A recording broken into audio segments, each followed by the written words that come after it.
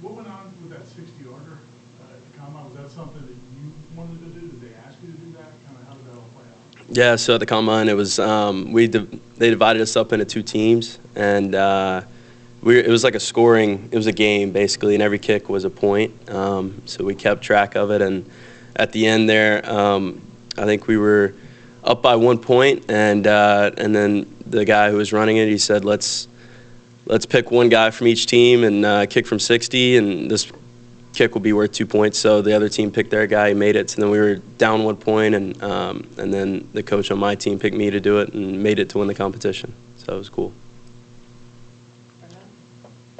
Your journey here was quite the journey.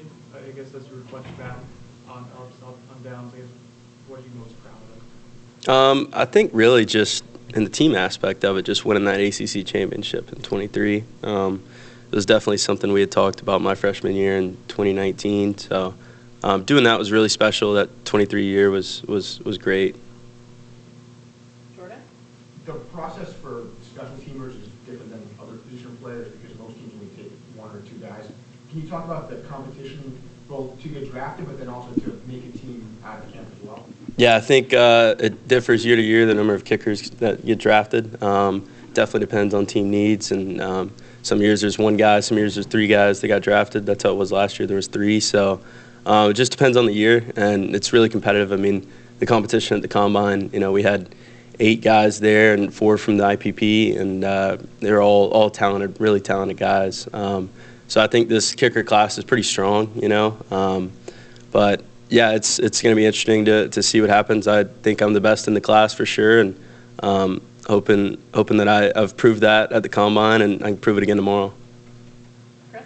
When you had your struggles here, the steadfast belief in you from JP and from Coach Norvell, what did it mean to you and what did it teach you? Yeah, I mean, it meant a lot, the belief in me, and, still bringing in competition to push me, and I think that I perform my best whenever there is competition, and because I'm a competitor at heart. And yeah, they've stuck with me through 5 years of us being here together.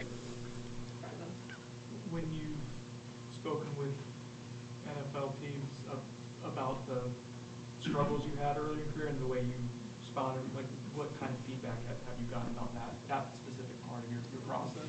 Yeah, I think, just going through with them, my swing changes in the 22 year, and then switching back techniques halfway through, and then going into the 23 year, working with a different kicking coach and just elevating my swing that I'm comfortable with and making that better, and then just seeing the results the past 2 years, and that's who I am today. That's kind of what we've talked about, and yeah, it's definitely a thing that's come up, and just really trying to show that, the past 2 years, that body of work is who I am now. Yes.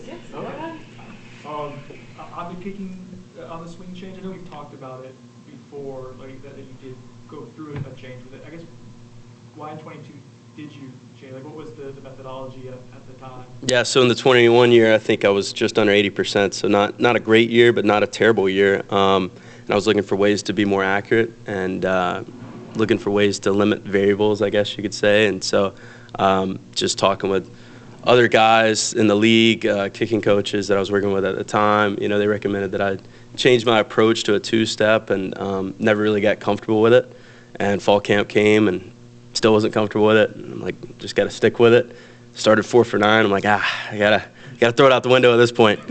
And switched back and finished 8 for 11. I'd kicked so much in that 2-week span that I lost my leg strength the rest of the year. I had 2 misses from 50 the second half of that year, and I just didn't have the distance for it. I kicked so much to get comfortable with my 3-step approach. But once I switched back and I had that NC State game where I made the 47-yarder before halftime, and seeing the team just come out and support me, and I think that really brought my confidence back with that swing, and yeah.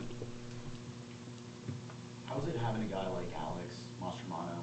You obviously play with him, and now you're going through this process with him.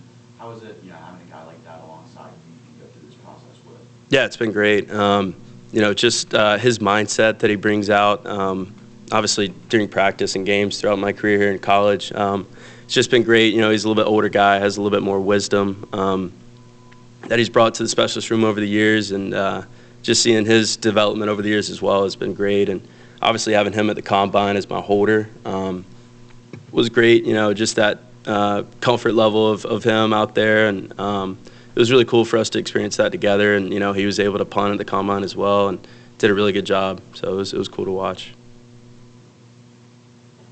Peter? Ryan,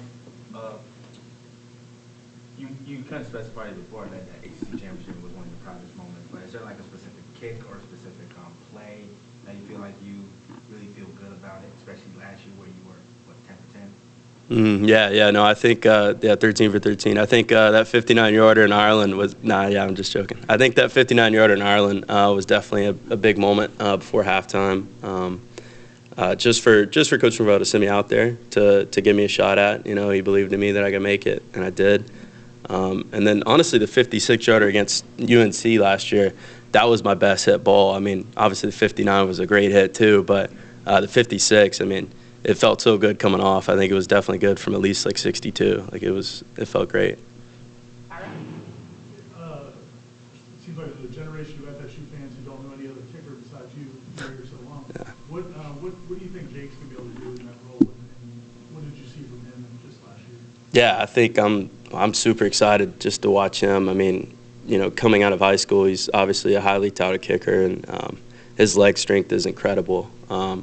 You know, way more than I had at that age, and it's impressive to watch. And you know, just seeing him last year, kind of walking him through, you know, what the do's and don'ts and how to approach things. You know, he's a great kid with a great head on his shoulders, and his potential's through the roof. So I'm excited to watch him this year. You good? All right. All right, thank you all. Will you be able to